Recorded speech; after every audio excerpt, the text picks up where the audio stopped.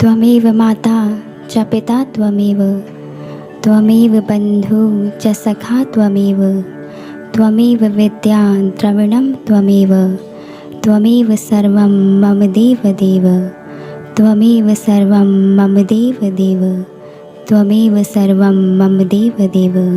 बोलिए स्यावर रामचंद्र महाराज जी की जय। सतगुरु सर्वश्री आशुतोष महाराज जी की जय। सच्चे दरबार की जय। सज्जनों, ये महाराज जी की कृपा ही है कि हमें सत्संग प्राप्त हो पाता है, हम प्रेरणा ले पाते हैं जिससे कि हम इस मार्ग पर सफल हो सके। आप देखिए, संसार में भी एक व्यक्ति जब चलता है तो सफल होने के लिए ही चलता है। ठीक किसी प्रकार से एक साधक भी जब इस मार्ग पर चलता है तो सफल होने के लिए ही चलता है। और शायद इसीलिए हम एक लंबी श्रृंखला से, एक लंबे संघर्ष से गुजरना स्वीकार भी करते हैं। लेकिन इस श्रृंखला से गुजरते हुए, इन संघर्षों को करते हुए हमारे साथ क्या हुआ, इससे कहीं ज़्यादा महत्व इस बात का हुआ करता है कि हमारी उन संघर्षों में प्रतिक्रिया क्या हो रही। A philosopher says that a man's character is not judged by his actions but by his reactions। संसार में भी आपके आज का डिसीजन आपका फ्यूचर डिसाइड करता है। ठीक इसी प्रकार से एक साधक आज जैसी प्रतिक्रिया दे रहा है, निश्चित ही उसके अनुसार ही उसका आध्यात्मिक कल निश्चित होता है, निर्धारित किया जाता है। और ये केवल हमारे साथ नहीं होता, हर युग में हर भक्त के साथ यही हुआ करता है। एक साधक भक्त केवल अपनी प्रतिक्रिया के कारण ही कहलाता है और बनता भी है। How you are going to react in a situation, that's the most important thing। और इस बात का प्रमाण, इस बात का उदाहरण कि प्रतिक्रिया का महत्व कितना होता है, यदि हमें जानना है तो हम महाभारत और रामायण जैसे ग्रंथों से ले सकते हैं। यदि आप इन दोनों ग्रंथों को देखें, महाभारत और रामायण, दोनों की पृष्ठभूमि में पारिवारिक कलह है, संघर्ष है, राज्य को लेकर, सिंहासन को लेकर, अधिकार को लेकर, सत्ता को लेकर। लेकिन दोनों में भिन्नता क्या है कि त्रेता का वह पारिवारिक कलह महाभारत नहीं बना। कारण क्योंकि त्रेता में भरत की प्रतिक्रिया दुर्योधन की प्रतिक्रिया से बहुत भिन्न रही थी। इतनी हैरानी वाली बात है कि केवल भरत की प्रतिक्रिया के कारण पूरी की पूरी कहानी ही बदल जाती है, पूरी की पूरी कहानी ही पलट जाती है। ये भरत की प्रतिक्रिया ही थी जिसके कारण से कैकई और मंथरा की सारी राजनीतिक चाल ऐसे ध्वस्त हो गई जैसे एक ऊंची बनी बिल्डिंग की आप पहली इमारत को खींच लें। ये भरत की प्रतिक्रिया ही थी जिसकी वजह से जो त्याग की कहानी हम सुनते हैं वो भूख की कहानी बन सकती थी। ये भरत की प्रतिक्रिया ही थी सज्जनों, जो मैं मेरे की कहानी बन सकती थी वो तुम और तुम्हारे की कहानी बन गई। और सबसे बड़ी बात, क्यों भरत का यह त्याग हमारे इतिहास में और भी उभर कर आता है, क्यों ये भरत का यह त्याग हमें और भी प्रेरित कर जाता है, क्योंकि जिन सिचुएशंस में उन्होंने वो त्याग किया वो अपने आप में बहुत ही विलक्षण, बहुत ही यूनिक और बहुत ही सुंदर थी। सबसे पहली सिचुएशन यह थी कि बहुत बार आपके साथ ऐसी सिचुएशन होती है कि जब परिस्थितियाँ प्रतिकूल हों तो आपको चीज़ें छोड़नी पड़ती हैं और आप छोड़ भी देते हैं क्योंकि आपके पास कोई ऑप्शन नहीं होता। लेकिन भरत का यह त्याग केवल परिस्थिति की प्रतिकूलता के कारण नहीं था। वो चाहते तो बहुत आसानी से राज्य को स्वीकार कर सकते थे, क्योंकि ना ही राज्य के मांगने में, ना ही श्री राम के वन को जाने में और ना ही दशरथ के देहांत में, महाराज दशरथ की मृत्यु में किसी में भी उनकी कोई भागीदारी नहीं थी। वो चाहते बहुत आसानी से राज्य को स्वीकार कर सकते थे क्योंकि परिस्थितियां उनके अनुकूल ही थीं। लेकिन फिर भी परिस्थितियों के अनुकूल होने के बावजूद भी वो राज्य का त्याग करते हैं श्री राम के लिए। दूसरी सिचुएशन, कभी भी श्री राम ने भरत जी को ये त्याग करने के लिए नहीं कहा था। कभी भी यह बात नहीं कही थी कि एक दिन ऐसा आएगा भरत जब तुम्हें मुझ में और राज्य में एक का चुनाव करना पड़ेगा, तब तुम मुझे चुनना। भरत को ये बात कभी भी श्री राम ने नहीं कही थी। बिना कहे भरत ये त्याग करते हैं। तीसरी बात, श्री राम के लिए भरत ने ये त्याग श्री राम की अनुपस्थिति में किया था। श्री राम वहाँ पर नहीं थे। समाज में देखा देखी, समाज में शर्मो शर्मी में, to fit in this society हम बहुत बार त्याग कर देते हैं, लेकिन भरत का ये त्याग इसीलिए श्री राम के लिए उपहार बन गया। क्यों? क्योंकि श्री राम की अनुपस्थिति में भरत ने वो त्याग किया था। सज्जनों, एक गुरु के लिए इससे बड़ा उपहार कोई नहीं हो सकता जब शिष्य बिना कहे किसी भी परिस्थिति में, चाहे परिस्थितियाँ प्रतिकूल हों या अनुकूल हों, गुरु के लिए वह कर जाए जो गुरु ने कहा हो, शिद्दत से वो बनना चाहे जो गुरु ने बनाना चाहा हो, अपने आप को वैसा ढाल ले जैसे गुरु ने ढालना चाहा हो। इससे बड़ा उपहार एक शिष्य गुरु को दे नहीं सकता। यदि देखें तो आज हम भी ऐसी ही एक भेंट को, एक उपहार की तैयारी कर रहे हैं, जिसकी तैयारी हम पिछले 7 सालों से कर रहे हैं और तब तक चलती रहेगी जब तक महाराज श्री समाधि से वापस नहीं आ जाते। इस उपहार में क्या डाल रहे हैं हम? ये कैसा उपहार है? इस उपहार की पैकेजिंग है हमारा यह तन, और इस उपहार में महाराज श्री को क्या प्राप्त होगा? महाराज श्री को प्राप्त होगा हमारा हर विचार जो हम आज सोच रहे हैं, हमारा हर एक कर्म जिसमें हम संलग्न हैं, हमारे मुख से निकला हुआ हर शब्द जिसको हम बोल रहे हैं। इस उपहार में हमारी सहनशीलता होगी तो हमारा रोष भी महाराज जी को मिलेगा। इस उपहार में हमारा सत्य होगा तो इस उपहार से ही महाराज जी को हमारा दम्भ, हमारा छल और कपट भी मिलेगा। इस उपहार में हर एक कर्म, वचन, हर चीज़ महाराज जी को मिलेगी जो हम आज इस उपहार में डाल रहे हैं।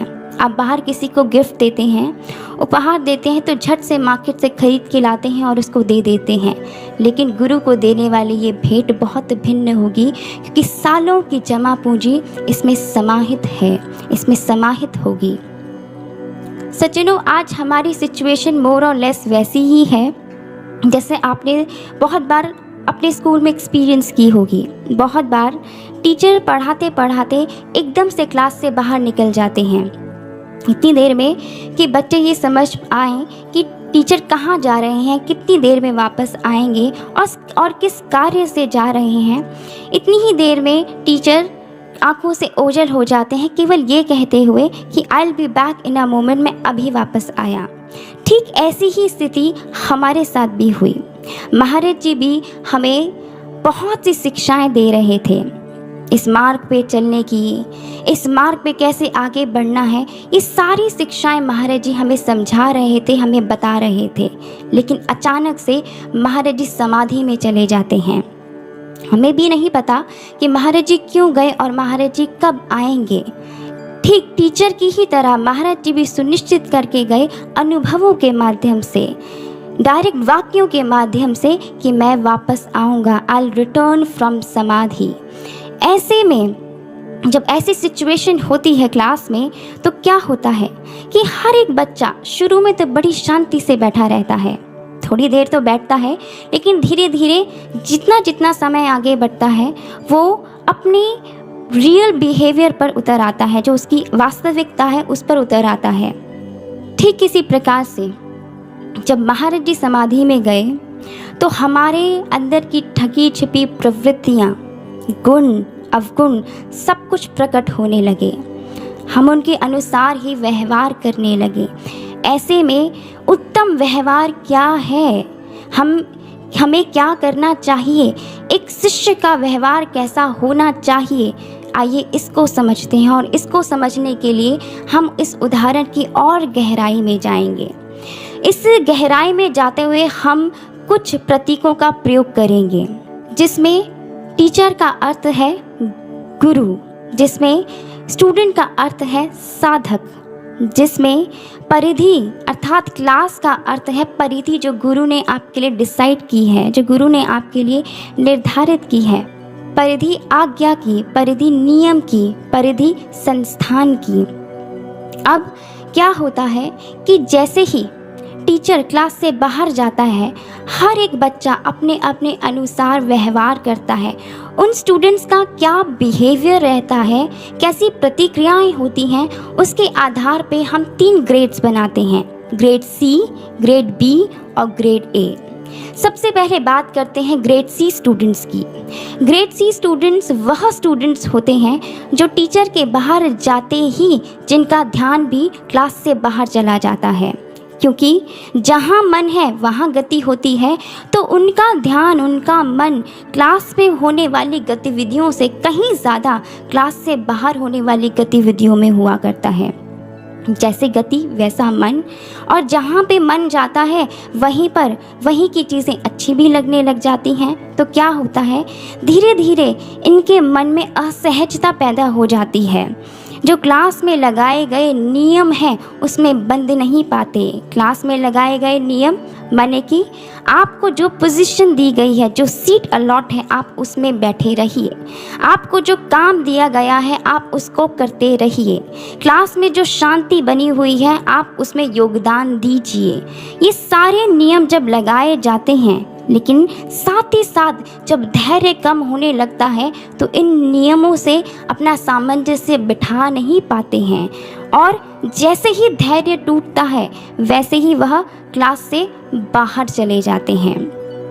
ऐसे स्टूडेंट्स के साथ क्या होता है ये हम सभी जानते हैं, लेकिन ऐसे शिष्यों के साथ क्या होता है इस बात को गोस्वामी तुलसीदास जी रामचरितमानस में बताते हैं, और वो कहते हैं, मित्र करई सत रिपुकै करनी, ता कह विबुध नदी बहतरनी, सब जग ताहि अनल हूँ ते ताता, जो रघुबीर विमुख सुनु भ्राता। गोस्वामी जी कहते हैं कि जो रघुबीर के विमुख हो जाता है, जो गुरु का त्याग कर देता है, जो गुरु से विमुख हो जाता है, उसकी स्थिति क्या होती है। गोस्वामी जी बताते हैं कि मित्र भी सैकड़ों शत्रुओं के समान व्यवहार करते हैं। समस्त जो धरा है वो अनल के मानंद हो जाती है, अग्नि के मानंद हो जाती है।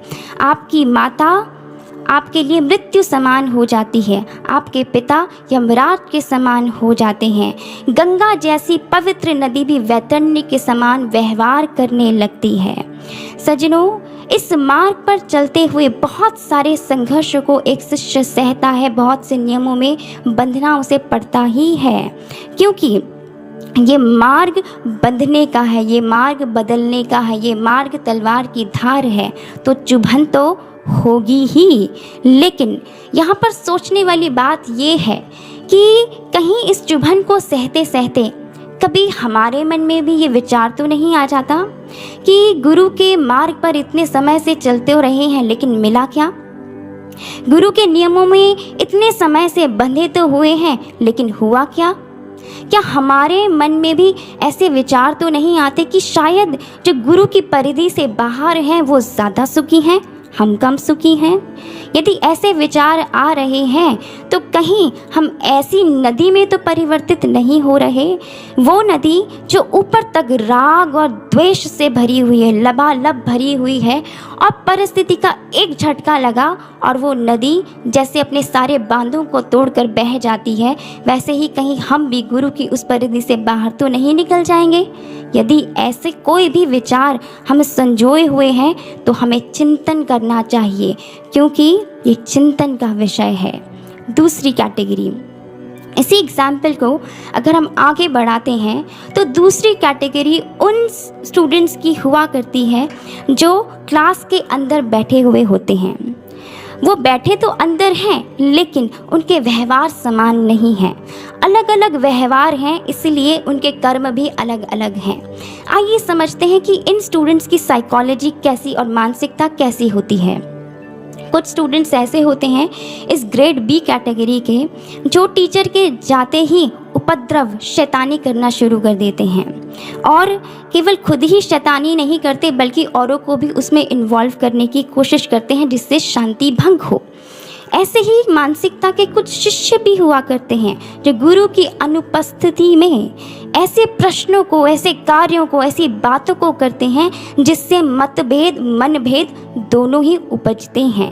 उनकी ऊर्जा केवल इसमें जाती है कि किस प्रकार से जो सौहार्द बना हुआ है, जो एकता बनी हुई है, जो संगठन बना हुआ है, वो टूटे। इसी कैटेगरी में ग्रेड बी स्टूडेंट्स की कैटेगरी में कुछ स्टूडेंट्स ऐसे भी होते हैं जो टीचर के जाते ही खाने पीने में मस्त हो जाते हैं, उनके टिफ़िन्स निकल जाते हैं, उनके टिफ़िन्स एक्सचेंज होने लग जाते हैं और खाने पीने में मस्त हो जाते हैं। ये उन शिष्यों की तरह हुआ करते हैं जो गुरु की अनुपस्थिति में, जिनका जीवन का ध्येय खाना पीना सोना घूमने तक ही सीमित रहता है। इनकी सोच, इनका कार्यभार, इनका अस्तित्व केवल इन्हीं चीज़ों के इर्द गिर्द घूमता है। तीसरे प्रकार, इसी कैटेगरी में एक और प्रकार के स्टूडेंट्स आते हैं जो गुरु के जाते ही बहुत सारे मनोरंजन में व्यस्त हो जाते हैं, जिनके मोबाइल्स निकल जाते हैं, जिनके गैजेट्स निकल जाते हैं, इंटरनेट ऑन हो जाता है, मैसेजेस एक्सचेंज होने लग जाते हैं। इनका मनोरंजन में इतना मन लग जाता है कि बाकी सभी चीज़ों को सुध-बुध भूल ही जाते हैं। ऐसी ही मानसिकता वाले कुछ शिष्य भी हुआ करते हैं जो बिना किसी उद्देश्य के, जिनका पूरा दिन इंटरनेट पे, पूरा दिन सोशल मीडिया पे, पूरा दिन इन सब चीज़ों में व्यतीत होने लगता है। इसी कैटेगरी बी में कुछ ऐसे स्टूडेंट्स भी होते हैं, जैसे ही टीचर बाहर जाता है वो अपने पुराने झगड़े निकाल कर बैठ जाते हैं। ये तेरी सीट, ये मेरी सीट, ये मेरे बुक, ये तेरी बुक, ऐसे अनेकों प्रकार की जो दबे कुचले द्वेष थे वो टीचर के जाते ही उभर जाते हैं। ऐसी ही मानसिकता, द्वेषपूर्ण मानसिकता वाले कुछ शिष्य भी हुआ करते हैं जो गुरु की अनुपस्थिति में उन सारे झगड़ों को उखाड़ते हैं और खुद तो अशांत हैं ही हैं, बाकी सभी क्लास में रहने वाले स्टूडेंट्स को भी, शिष्यों को भी परेशान करते हैं। इनका देह, इनकी ऊर्जा, इनका जो फोकस है वो इस पे नहीं जाता कि हम कैसे ऊपर उठें, बल्कि इस पे जाता है कि दूसरा व्यक्ति कैसे नीचे गिराया जाए। सज्जनों, इन सभी मानसिकताओं के लोग जो ग्रेड बी कैटेगरी में आते हैं, आज तो ये परिधि के अंदर बैठे हैं, क्लास के अंदर बैठे हैं, अपने अपने व्यवहार, अपनी अपनी प्रवृत्तियों के हिसाब से कार्य कर रहे हैं। लेकिन यदि समय रहते इन प्रवृत्तियों पे बांध नहीं बांधा जाता, इनको कंट्रोल नहीं किया जाता, इन पर मेहनत नहीं की जाती, तो ये निश्चित है कि एक दिन वो गुरु की परिधि से बाहर निकल जाएंगे ही जाएंगे। लेकिन ऐसा भी नहीं है कि गुरु इतनी आसानी से इनको छोड़ देता है। गुरु की बड़ी मेहनत होती है हर एक शिष्य पे।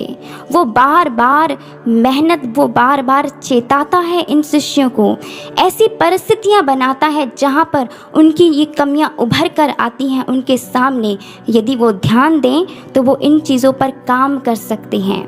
चाहे कितनी भी त्रुटियां हो, गुरु कभी भी आशा नहीं छोड़ता है। हम सब जानते हैं सज्जनों, ऐसा कोई भी शिष्य नहीं है जो ये कह सके कि हमसे कोई त्रुटि नहीं हुई इस मार्ग पर। ऐसा कोई शिष्य नहीं है जो ये कह सके कि हमसे कोई त्रुटि नहीं हो रही है इस मार्ग पर। लेकिन गुरु फिर भी मौके देता है, वो फिर भी हमें प्रोटेक्ट करता है, लेकिन इसकी भी एक लिमिट हुआ करती है।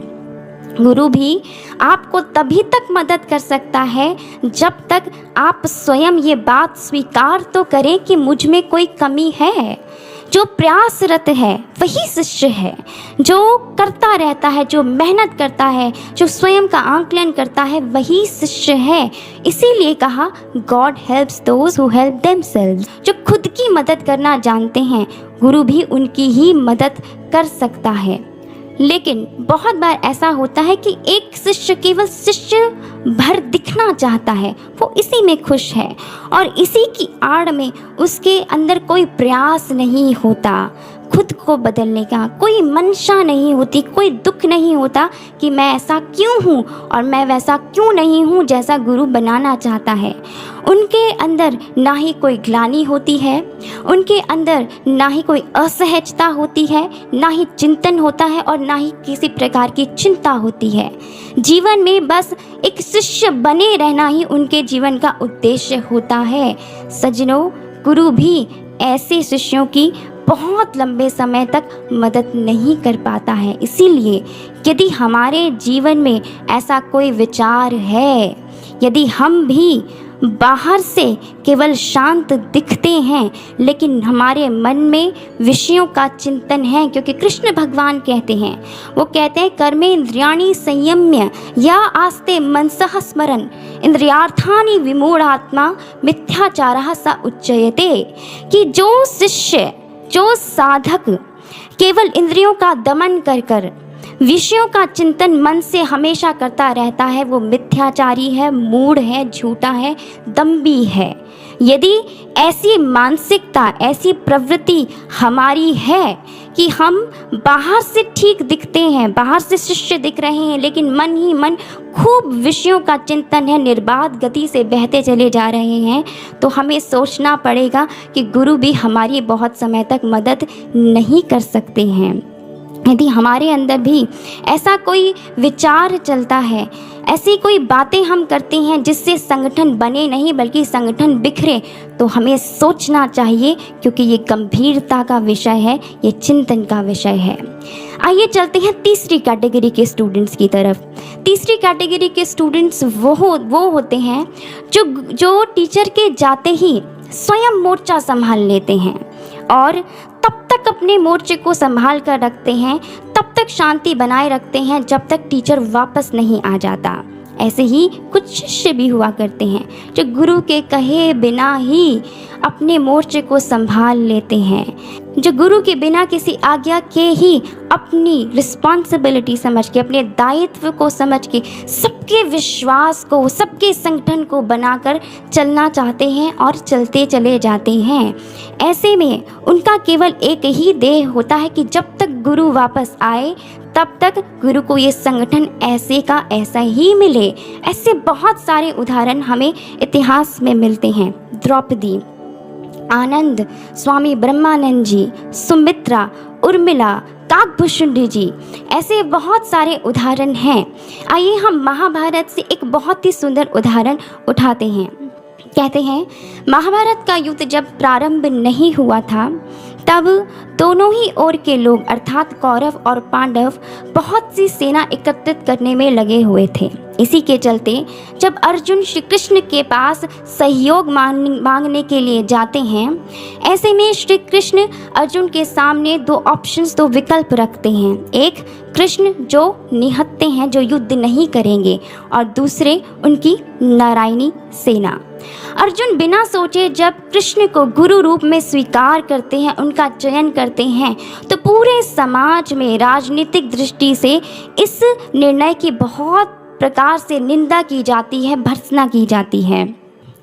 द्रौपदी ऐसे में एक उत्तम शिष्य की तरह सामने आती हैं और ना ही केवल अर्जुन को संबल देती हैं बल्कि सभी पांडवों को और सभी पक्षों को इस बात को समझाती हैं कि कैसे इतिहास में बार बार श्री कृष्ण ने किसी भी परिस्थिति के विपरीत जाकर भी पांडवों का साथ दिया है और वो सबका विश्वास फिर से श्री कृष्ण पर बनाती हैं। सज्जनों, ये शिष्य वो होते हैं जो शायद आपको नहीं दिखें, शायद वो आगे नहीं आए, आप उनके नाम भी नहीं जानते हो। वो अपने घरों में बैठे अपने घर के लोगों का विश्वास उनके अंदर, उनके बीच में ऐसी चर्चा कर रहे होते हैं, गुरु की चर्चा कर रहे होते हैं और उनके विश्वास को दृढ़ कर रहे होते हैं। कोई अपने स्कूल में बैठा हुआ गुरु की चर्चा कर रहा है, कोई अपनी जॉब पे जाके चर्चा कर रहा है। ये लोग ज़रूरी नहीं है कि आपको हाईलाइटेड हों और ये आपको दिखें, लेकिन ये अपने कार्य को करते रहते हैं, अपना विश्वास भी दृढ़ करते हैं और साथ ही साथ अपने आसपास वालों के सबके विश्वास को और बनाते चले जाते हैं, क्योंकि ये जानते हैं कि जितनी ज़रूरत दूसरे के विश्वास को गुरु पर बनाने की है, उतनी ही ज़रूरत अपने विश्वास को बढ़ाने की भी है। क्योंकि इनको ये बात याद रहती है, खुद को निखारो, खुद को संवारो, करो साधना ये ही समझा रहा हूँ, प्रतीक्षा के संग संग स्वनिर्माण कर लो, संदेशा ये तुम तक पहुँचा रहा हूँ। जैसे ग्रेड ए स्टूडेंट्स की एक आँख, एक नज़र दरवाजे पर होती है कि कब टीचर वापस आएगा, लेकिन उसका मन, उसका वचन, उसका कर्म उसकी कॉपी पर होता है कि जो गुरु ने पढ़ाया है, जो टीचर ने पढ़ाया है, उसकी रिवीजन भी करते रहते हैं। क्यों? क्योंकि ये स्टूडेंट्स जानते हैं कि जब टीचर वापस आएंगे तो सबसे पहले तो क्लास में बनी हुई शांति को देखकर बहुत प्रसन्न होंगे, लेकिन दूसरे ही क्षण ये भी ज़रूर पूछेंगे कि हम कहाँ थे, वैभवी, हम क्या पढ़ रहे थे। ऐसे में यदि स्टूडेंट्स अपने बैग्स में रखी हुई कॉपी को निकालें और अपने पेजेस को फ्लिप करें और ये देखना चाहें कि अच्छा हम क्या पढ़ रहे थे, तो ऐसे में टीचर खुश नहीं होते, नाराज़ हो जाते हैं और शायद ये कह जाते हैं कि you have wasted your time, तुमने अपने टाइम का, अपने समय का प्रयोग नहीं किया।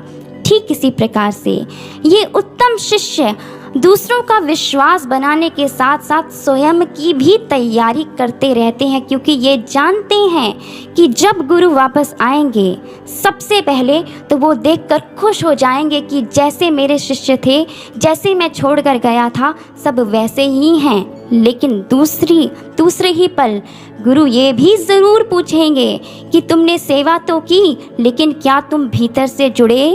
क्या मेरा तारतम्य तुमसे बना या नहीं बना? हमारा गुरु से कितना अलाइनमेंट हुआ है, ये भी अवश्य ही जांचा जाएगा। लेकिन सज्जनों, इन तीनों ही कैटेगरीज की students, category C, category B और कैटेगरी ए, इन तीनों ही प्रकार की जो कैटेगरीज हैं, इनमें जो स्टूडेंट्स आते हैं, ये अपने अपने हिसाब से बिहेव कर रहे हैं और व्यवहार कर रहे हैं। इसमें हम जानते हैं कि सबसे सुंदर जो कैटेगरी है जिसमें हम सब आना चाहते हैं वो है कैटेगरी ए, उत्तम शिष्यों की कैटेगरी। लेकिन इस बात का भी एहसास हम सबको है कि इस कैटेगरी में आना कितना मुश्किल है और अभी तक हम इस कैटेगरी में नहीं पहुंच पाए हैं, अभी तक हम उत्तम शिष्य नहीं बन पाए हैं। लेकिन साथ ही साथ यदि हम ये बात सोचें कि महाराज जी जब ये कह देते हैं बहुत उम्मीदें हैं सतगुरु को, अपनी संतानों से पूर्ण करे जो दी है सेवा उसने अरमानों से, कि जो उम्मीद गुरु ने हमसे लगाई है शायद हमने वो अपने आप से कभी भी नहीं की। जब महाराज जी यह कह देते हैं कि तुम अर्जुन हो मेरे, हनुमान हो तुम, हो आँखों के तारे मेरी जान हो तुम, हमने अपने लिए शायद ये सपना नहीं देखा हो कि हम अर्जुन बनेंगे, हमने नहीं सोचा होगा कि शायद हम हनुमान बनेंगे, लेकिन गुरु ने ये आशा हमसे की है, इनको शब्दों के माध्यम से हमारे सामने प्रकट भी किया है।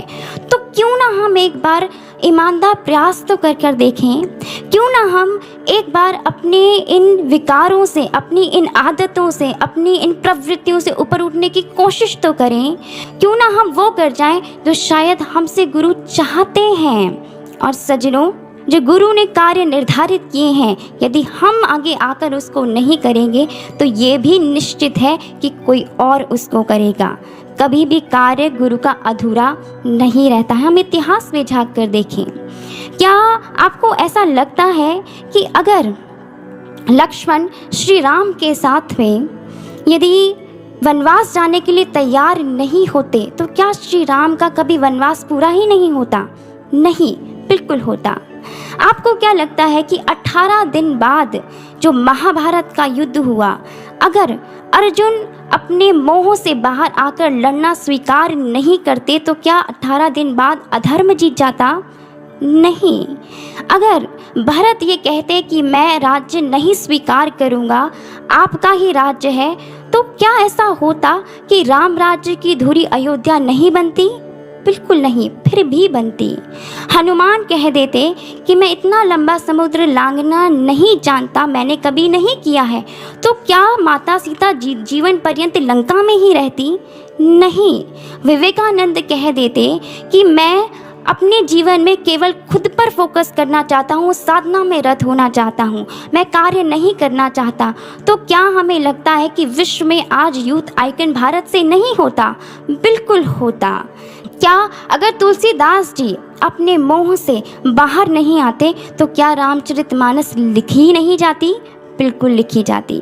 ये जितने भी कार्यों का विवरण हमने अभी दिया है, ये सारे ही कार्य हूबहू होते, लेकिन बस पात्र बदल जाते। अगर तुलसीदास जी, विवेकानंद, अर्जुन, भरत जी ये सब इन कार्य को करने के लिए मना भी कर देते, आगे नहीं भी आते, तो भी ये कार्य हूबहू होते, बस इन कार्य को करने वाले नाम बदल जाते।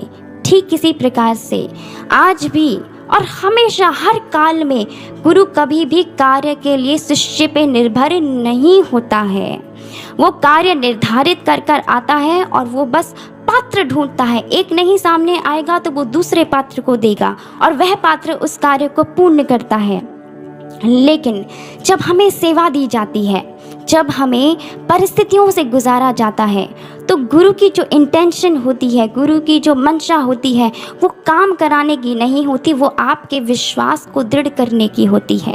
क्योंकि जब हम परिस्थितियों में होते हैं तो हम जान पाते हैं कि हम खड़े कहाँ हैं, हमारा विश्वास कितना है। क्योंकि ये मार्ग काम करने का नहीं है, ये मार्ग विश्वास का है। यदि आपके पास विश्वास है तो आप बड़ी से बड़ी परिस्थितियों से भी निकल जाएंगे। यदि केवल बाहर की तैयारी है, भीतर का विश्वास नहीं है, तो आप जीत नहीं पाएंगे, आपकी सारी तैयारियां विफल हो जाएंगी। इसका उदाहरण हम अर्जुन के जीवन से ले सकते हैं। कहते हैं कि जब महाभारत का युद्ध प्रारंभ हुआ तो 11वें अध्याय से पहले पहले श्री कृष्ण अर्जुन को 12 नामों से पुकार चुके थे। अनग, कुरुप्रवीर, कौंतेय, पार्थ, ऐसे 12 नाम श्री कृष्ण भगवान अर्जुन को दे चुके थे, जिसमें से हर एक नाम एक गुण का, एक शौर्य का प्रतीक है। इससे पता चलता है कि अर्जुन की तैयारी कितनी थी, वो कितने बल के साथ महाभारत युद्ध में उतरे थे। और इसी का प्रमाण हमें पहले अध्याय में भी मिलता है, जिसमें अर्जुन कहते हैं, सेन्योरुभयोर मध्य रथं स्थापय में अचयुत। हे कृष्ण, मेरे इस रथ को आप इन दोनों सेनाओं के मध्य में ले जाकर खड़ा कर दीजिए। किस लिए? मैं देख सकूं कि मुझे किन किन लोगों से युद्ध करना है। लेकिन केवल 8 से 9 श्लोक बाद उनको मोह हो जाता है और वो युद्ध करने के लिए अस्वीकार कर देते हैं, मना कर देते हैं। श्री कृष्ण भगवान उनको 11वें अध्याय में ज्ञान देते हैं और युद्ध चलता है। 13वें दिन, जिस दिन उनको यह सूचना मिलती है कि उनके पुत्र अभिमन्यु की मृत्यु हो गई, उनके जीवन में ये जो समाचार था ये बवंडर के रूप में आया। उनका सारा ज्ञान, उनकी सारी समझ, सब कुछ शिथिल पड़ गई और वह उसी दिन ये प्रतिज्ञा कर लेते हैं कि यदि कल शाम तक मैं जयद्रथ को नहीं मारूंगा तो मैं अग्निशमन कर लूँगा, मैं अपना आत्मदाह कर लूँगा। कहने का मतलब क्या है? अभी तो वो श्री कृष्ण को कह रहे हैं कि करिष्ये वचनम तव, मैं वही करूँगा जो आप कहेंगे। लेकिन अभी वह खुद ही प्रतिज्ञा ले लेते हैं अपने जीवन के बारे में कि मैं आत्मदाह कर लूँगा अगर जयद्रथ को नहीं मार पाया। ये होता है जब आपका गुरु पर विश्वास पूर्ण नहीं हो पाता है, जब आपकी भीतर की तैयारी नहीं होती है। इसलिए सज्जनों, ये कहने का मार्ग नहीं है और ये मार्ग सुनने का भी नहीं है। इसका भी हम एक उदाहरण इतिहास से ही उठाते हैं। रामचरितमानस में इस बात की पुष्टि आती है कि सती भगवान शिव से विवाह करती हैं। जिन महादेव का दर्शन पाने के लिए ऋषि मुनि करोड़ों करोड़ों साल तपस्या करते हैं, उनको माँ सती पति रूप में प्राप्त करती हैं।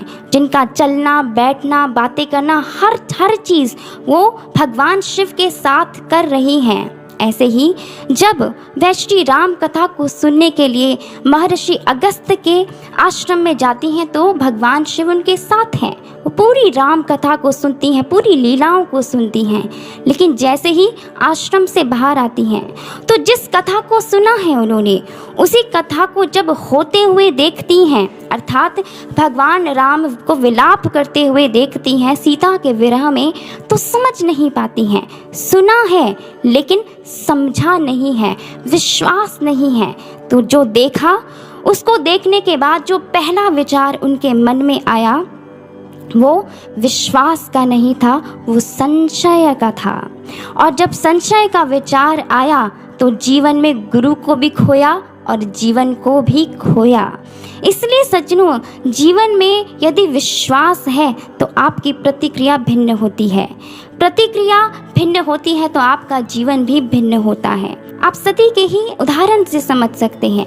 यदि जीवन में श्री राम को देखकर भगवान शिव के अनुसार यदि उनकी बातों को वो अपने जीवन में अनुसरण करती, जिस प्रकार से वह श्री राम को पूछ रहे थे उसी प्रकार से यदि वह भी पूछती तो शायद विश्वास का पहला विचार आता, विश्वास आता तो प्रतिक्रिया भिन्न होती, प्रतिक्रिया भिन्न होती तो आगे का जीवन भी शायद भिन्न होता।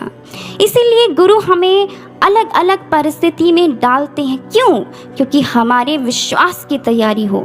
ऐसा कभी भी नहीं हो सकता और ना ही इतिहास में कभी हुआ है कि कोई भी शिष्य सिचुएशंस की तैयारी कर सके। हमें लगे कि हम ये भी एक्सपीरियंस कर लें और वो भी एक्सपीरियंस कर लें, और जब हम इतने एक्सपीरियंस हो जाएंगे तो हम इस मार्ग पर आराम से चल लेंगे। नहीं, एक्सपीरियंसेस के साथ साथ आपको विश्वास की तैयारी भी करनी पड़ेगी, क्योंकि सिचुएशन हर बार बदलती है। हर व्यक्ति की, हर जीवन की सिचुएशन अलग होती हैं। इसीलिए हमारा फोकस, हमारा कंसर्न इस पर होना चाहिए कि हमारा हर सिचुएशन में विश्वास बना रहे, क्योंकि ये विश्वास एक छोटा सा शब्द है लेकिन इसकी लौ इतनी प्रगाढ़ है कि बड़े से बड़े अंधेरों से भी आपको खींच के ले जा सकती है। विश्वास क्या है? जब आपको गुरु ने कोई विचार कहा हो, कोई वाक्य कहा हो, लेकिन आप अपने वास्तविक जीवन में उस वाक्य से बिल्कुल ऑपोजिट हर चीज़ होते हुए देख रहे हैं, जहाँ पे हर एक परिस्थिति आपको ये सोचने में, आपको ये बिलीव करने में फोर्स कर रही है कि जो गुरु ने कहा है वो सत्य नहीं होगा, जो गुरु ने कहा है वो कभी पूरा नहीं होगा, लेकिन फिर भी आप गुरु के उस वाक्य पे टिके रहते हैं, उसको दोहराते रहते हैं। यही विश्वास है। एक उदाहरण लेते हैं।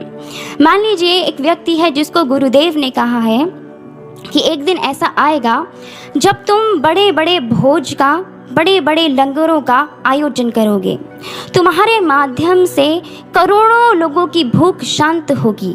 लेकिन वास्तविकता क्या है उसके जीवन की? उसके जीवन की वास्तविकता ये है कि उसको खुद 4 दिन में एक रोटी नसीब होती है। वो 4 दिन तक रोटी के लिए तरसता है। अब उस भूख में रहते हुए, उस भूख से तड़पते हुए, उसका जो दिन है, उस दिन के हर एक क्षण में यदि वह ये याद रखे कि एक दिन ऐसा आएगा कि मैं करोड़ों लोगों की भूख का शमन करूँगा ही करूँगा, क्योंकि मेरे गुरुदेव ने ये बात कही है, उसका दिन, उसकी रात केवल इसी विचार से शुरू और ख़त्म हो कि जो गुरु ने कहा है वो एक दिन होगा, चाहे परिस्थितियाँ कुछ भी हो। ये ही विश्वास है। इस छोटे से शब्द की कितनी शक्ति है और यह कितना बड़ा एक शस्त्र साबित हो सकता है एक शिष्य के लिए। इसको एक कहानी से समझते हैं। बीरबल और अकबर की कहानी। कहते हैं अकबर एक बार अपने राज्य में मुनादी पिटवाते हैं, एक अनाउंसमेंट करते हैं कि एक अमुक नदी में, जिसका पानी बहुत ठंडा था और सर्दी का समय भी था, उन्होंने कहा कि जो पूरी रात उस नदी में खड़ा रहेगा उसको एक बहुत बड़ा इनाम दिया जाएगा। कोई आगे नहीं आता, क्योंकि वहाँ पे खड़े होने का मतलब है मृत्यु को आमंत्रण देना। लेकिन एक व्यक्ति सामने आता है, क्योंकि वह बहुत गरीब था, उसको पैसों की बहुत ज़्यादा आवश्यकता थी। वो सामने आता और कहता है, राजन मैं स्वीकार करता हूँ। पूरी रात वो खड़ा रहता है। जब सुबह होती है और वह राज दरबार में अपने इनाम को लेने के लिए पहुंचता है तो अकबर कहते हैं कि इनाम को देने से पहले मैं तुमसे एक प्रश्न पूछना चाहता हूं। कौन सा प्रश्न? कि यह कार्य बहुत ही मुश्किल है, तुम किस तरह से पूरी रात इतने शीत जल में खड़े रहे, ऊपर से इतनी सर्दी थी, तुमने कैसे इसको सहा? तब वह व्यक्ति कहता है, राजन आपके दरबार में, आपके महल में दूर आले में एक छोटा सा दिया टिमटिमा रहा था।